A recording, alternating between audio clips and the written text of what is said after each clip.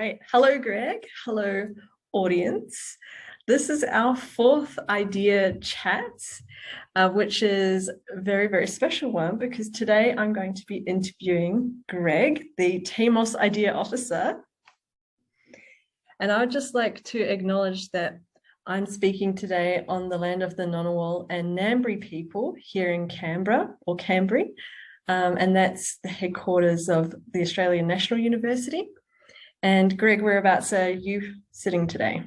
So I'm actually coming from the lands of the, where am I? Boonwurrung and Woiwurrung people of the Kulin Nations.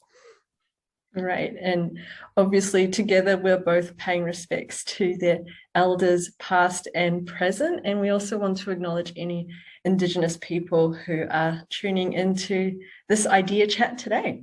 Yes, thank you, Mary. And so one cool thing about this special episode is that we're talking about Pride Month.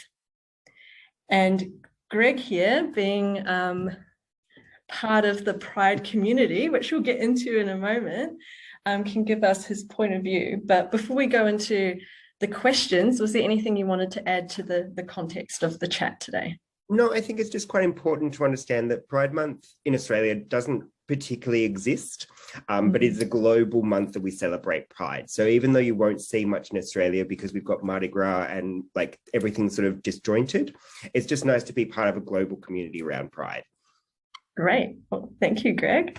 So before we get into the juicy questions, we'll go through the questions that you've been enjoying asking other people. But actually, I wanted to kick off with, what are your pronouns? So my pronouns are he, him. Excellent, thank you. And mine are she, her. So what is your favorite season? Favorite season would be autumn. I grew up in a really hot country town and it was 40 degrees during summer. So I got over the heat quite quickly, but also can't deal with the cold, but it's just sort of like, I like a really crisp autumn day. Nice. I feel like in Canberra, autumn is also the prettiest season, and also spring, mostly because it's not too hot, not too cold. Tea or coffee? Both. I only have like 2 coffees a day because otherwise I get really buzzy. But then if I'm at home, I'll have like 6 cups of tea.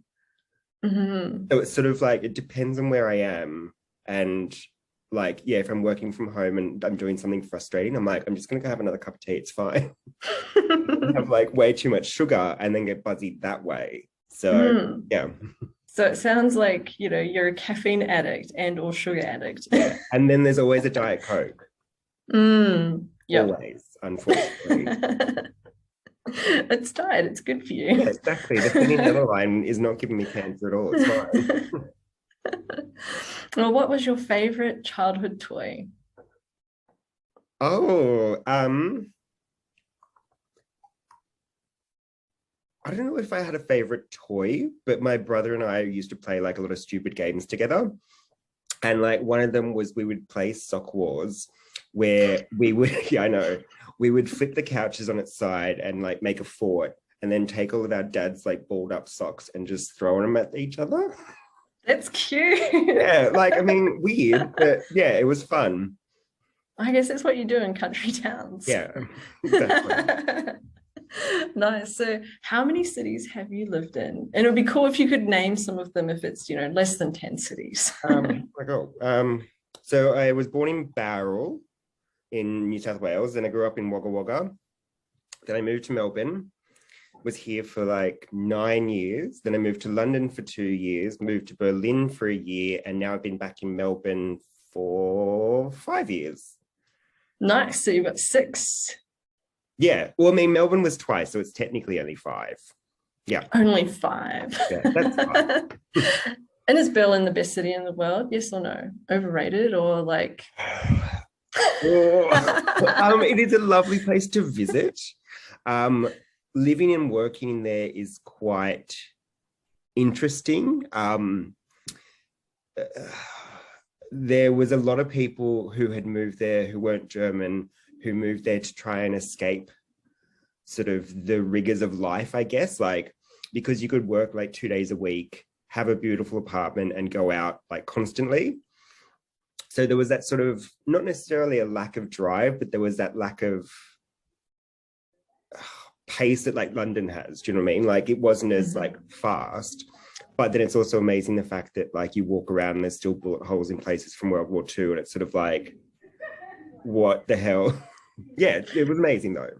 Yeah, it's a very strange place to live. Yeah. So how do you unwind after work then? Just depends. So I tend to read a lot. I read a lot of crappy British crime novels. It was really bad. I used to do like one classic and then one trash, but then I sort of got over trying to educate myself with classic novels, and I'm just going to read trash. And I knit. I used to bake a lot, but then COVID kilos, I'm like, shouldn't be doing that. Otherwise, go for a walk. Brilliant, brilliant. Well, I'm really glad that you're not trying to educate yourself with classic novels. There's, there sometimes comes to a point where you can't pretend to like that anymore, and sometimes the trashy stuff is just, it's not actually that trashy. It's good. Well, I think it's also just like it keeps me reading. Whereas, like, I remember one time I read Mrs. Dalloway, and it took me 3 months, and I think it's like 120 pages because I was like, I hate this. I just can't do it. But yeah, so that's sort of where that tipping point of like, do I bother reading it, or do I just actually do something that entertains me? Yeah, brilliant. Well, now we can get into the juicy questions. Yeah. Well, I know you gave some context earlier about Pride Month, but would you like to share what Pride Month would mean to you? I think it's Pride Month for me is like quite an interesting thing, like because it is quite commercialized now. So you sort of do see a lot of companies that'll like rainbow wash a lot of their products. However, there is still the base of the community behind it that is saying like, we are still here. Like, so say taking Australia, if you look at the 78ers, the people who put on the first Mardi Gras, like, I think a lot of people forget that we still have that hurt and that pain that we need to like keep going, that there is some equity and equality, but there's still something that like, there's still parts of the community that we need to boost and champion. And so I think it's one of those things of, it's wonderful that we celebrate how far we've come, but it's also a good time to sort of reflect on still how far we have to go. Brilliant. So do you celebrate it in any way, or are you more waiting for Mardi Gras to come around again? And I tend to actually do a lot more work around Pride as opposed to celebrating it myself. And yeah, like unfortunately in Australia, because a lot of our sort of Pride events are spaced out throughout the year, like we will develop more Pride things because it is becoming more global. But there's going to be a party somewhere and we'll all go and then I'll sleep for a day afterwards because I'm tired. But it's just, yeah, it's lovely to be able to catch up with a whole bunch of queer bodies and not feel alone. Yeah, beautiful. So following that then, what is an issue that you could describe that this community, so the LGBTQIA plus, I hope I got all the letters in there. It's a tricky one. What is something that they're facing that people that are not part of that community wouldn't know about? There's obviously a lot. I think the most prevalent one is the trans community being used as like bargaining tools or political navigation sort of thing. Like the fact that, what was it, a few weeks ago, it was like, oh, trans people, like trans women in with female sport. And it's like, where did this come from? And why is it now an election thing? Sort of, the trans community gets used quite a lot as sort of not scapegoats, but like action points to scare people. And I think that's one of the biggest things is that harm that people do, because that reinforces this stereotype of like trans people are terrifying, trans people are horrible, et cetera, et cetera. And on that note, if you haven't, please watch the movie Disclosure. I cried for the whole like 2.5 hours. It breaks down the stereotypes that have been built around trans women. And it's quite amazing. And one of those sort of shocking things that you're like, oh, I didn't even realize that is inside me, but that's just what the media's done. So there's being used for not our betterment. And I think that the big things is that we still do have fear. Like I've spoken about this to a lot of women. It's sort of like a lot of women are taught like if they're walking home at night, they'll get attacked. Whereas it's sort of like where sort of grew up being like, oh, you'll get attacked, but you'll also probably get killed. And like it's horrible sort of things to think about, but it is what is sort of societally drummed into your head. And even for the fact that the gay panic law was repealed last year in Queensland, that was the last state in Australia to repeal it, is just sort of like, wow, like we still have all these things. Could you explain what that is to people who wouldn't know what that was? Because that's a really crazy thing. So the gay panic defense was basically you would get your charges dropped from murder to manslaughter if, say, you killed someone and they had come onto you and they were of the same sex. It was mainly male to male.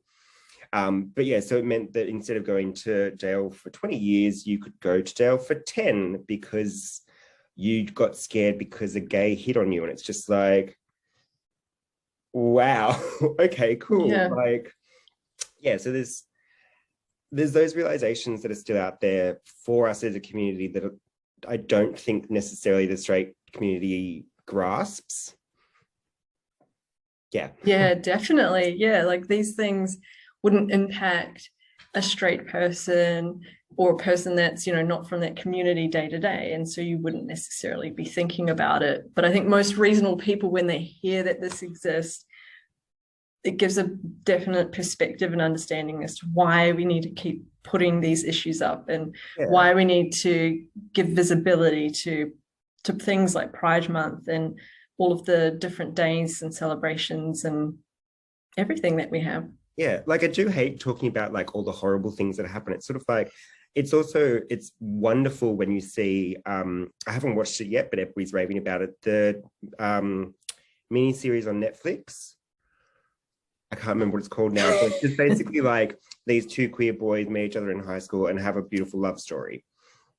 And like everybody in my generation is like, oh my God, if I saw that when I was growing up, I wouldn't have had like all this doubt and fear inside me. So it's sort of like, there are beautiful things that happen that, once again, it's sort of like, unless you're in that community, you wouldn't even notice. This whole like, if you can't see it, you can't be it type thing. So there is positives that we then get to like go yay instead of all the negatives. Yeah. Absolutely. Another one I really love is Sex Education, TV show on Netflix. And there's different characters all going through different things and in the context of high school. But, it's great for people of all ages because it goes deep into the characters' experiences. And so there's all types of characters, all types of gender and sexualities as well that come through that show. So I think it's, I highly recommend that as well. Great. Well, speaking of stories, do you feel that you could share a story about discrimination that you've heard about, just to give people a bit more of a context? And it could be, a friend, or it could be something you've experienced. It's quite difficult because there's like so many like microaggressions that people don't understand or like even recognize. So I paint my nails. The amount of times that I will be talking to a cisgendered heterosexual white male and he will look at my nails and then look at me, and I automatically get quite not worried, but I put my hands away and just sort of take a step back. Because self-preservation is one of those things you're taught. And so there's those little micro things that would not affect anybody else, but it's always sort of in the back of your head, like what's the possibility? I myself have never faced discrimination in terms of work or anything. And I think it would be hard to find that these days, especially because now there's so many ways to also cover it up.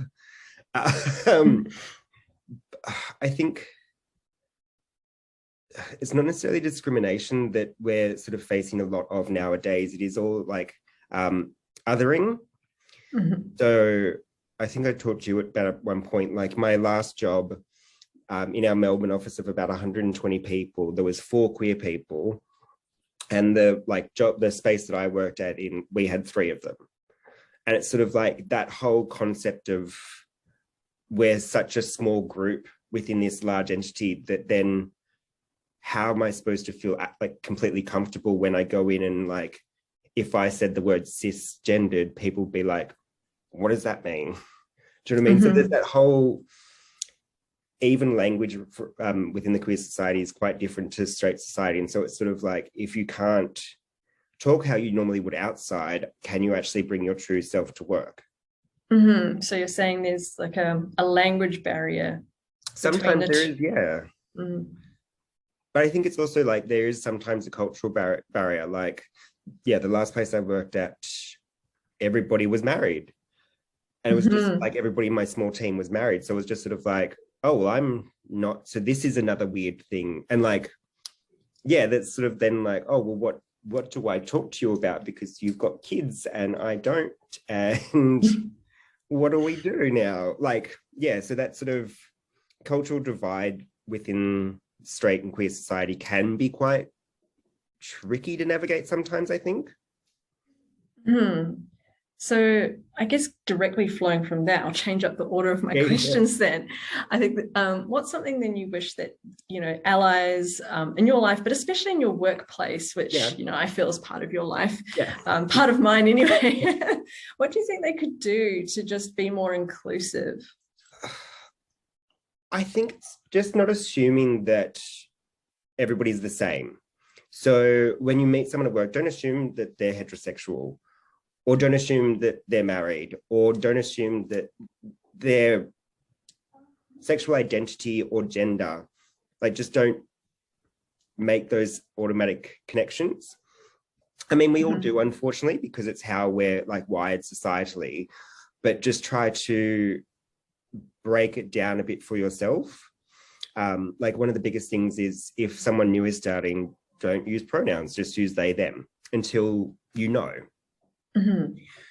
I think the other thing, especially for me, is don't be afraid to ask questions, because how else are you going to learn? I do understand that sometimes I'm the first queer person that anybody's ever met.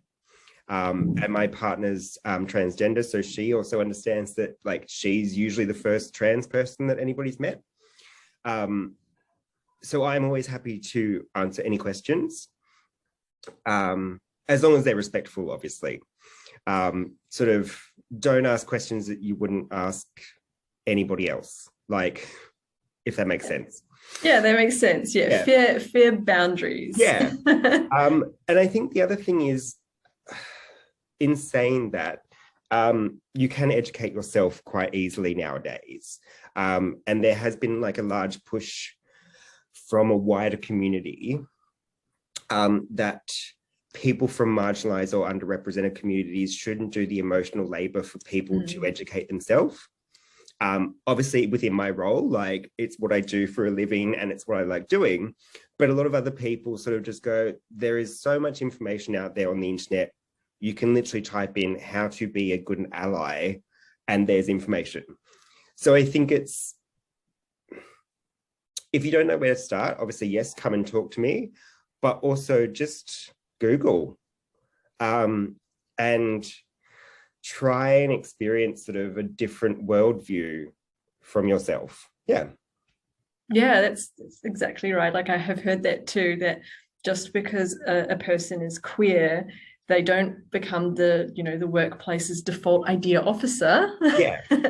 Because it's a lot of emotional labor. And for some people, it can be actually quite upsetting to feel, different and to be asked that, right? But yeah, and I think the other thing, like, and a few people have said this recently, like, just because like you have a gay man in the office does not make them an expert on everything LGBTQIA plus. yes, everyone has their blind spots, right? Yeah. And I think that's the thing, like a lot of people then go, oh, because those letters are always put together, then everybody must know everything. And it's like, oh no, we're like little communities within communities, and then there's communities inside that. It's the same with everybody. Exactly. Like I can't imagine you feel like you can speak for the group of people that are lesbians, No. right? That's its own community. Yeah. Yeah. And that's the thing, like, yes, people will have insight, but it's also, you shouldn't necessarily take something as gospel, you know what I mean? Exactly. And I also heard a lot of stay curious about people. Yeah. And I think that applies to all people in your workplace, doesn't it? Like it's just nice. How are you? Yeah. And how do you spend your time? Those sorts of like questions. what did you do on the weekend? And it's sort of like, I think with the last few years of Zooming and stuff, it's then quite difficult to have just sort of chit chat conversations with people, because you're sort of like, if I'm going to have to be in this meeting, let's just get it over and done with. And so you sort of forget to be like, oh, how's the dog? How's the cats? Like, how is those little moments in your life as opposed to just like, hi, Mary, this is the work I've done. Thanks. I'll talk to you later. Exactly. Remembering more people. There we go. That's the exactly. And having empathy, yes, right, for that too.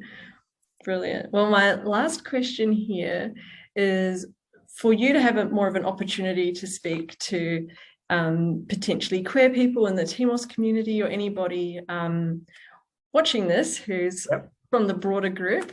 So what's one piece of advice that you could give young Greg on his sexuality and identity? Maybe you've got more than one piece of advice. I don't know. This one's really difficult because, the time I grew up, it was a bit different from now. And I think that's the thing. It's sort of, the rhetoric of the day back then was vastly different to what it is now. And it's basically like, you will find love and you'll be loved and you will grow more comfortable within your skin. I do wish I could have been a lot more comfortable when I was younger, but it also wouldn't have got me to where I am today. And I think that's one of the things, it's quite important for me, sort of being an older, I say older queer, but in reality, we did lose a whole generation of people. So the concept of like elder queers is almost foreign to a lot of people. And so nowadays, like, we've taken like younger trans people under our wing and like housed them and fed them, etc., because it's sort of like, that wasn't around when I was younger. So it's that whole, the community progresses further than you ever thought it could. But you'll still be having arguments and fights probably until you die, just because it's what it is. Yeah. And I think that's really, really beautiful, right? There is a community. Yeah. And the community is, just because I went through this, you don't have to. Yeah. But also, like, I've had this argument with quite a few queer people, because it's sort of like, but then should you remind people of what happened? But then that's sharing generational trauma, which, when do you break that? So there's sort of that whole, yes, a younger generation may seem entitled because of what freedoms and liberties they have that we didn't, but it's also then, why are you trying to bring them down and not just let them enjoy what they've got, which you fought for? So yeah, so it's that sort of, that funny thing. Yeah, definitely. Well, everybody likes a good drama and tension. Exactly. And the gays love it. No, I can say that. I know. Yeah. I'm just saying nothing here. Yeah. Wonderful. Well, thank you so much for your openness, Greg, and for sharing about your experience today. It was beautiful. And thank you for taking over the reins for this, Mary. And everybody, if you would like to join us again next month, we'll be discussing another idea thing. Yeah. Thank you. Thanks, Perfect. Mary.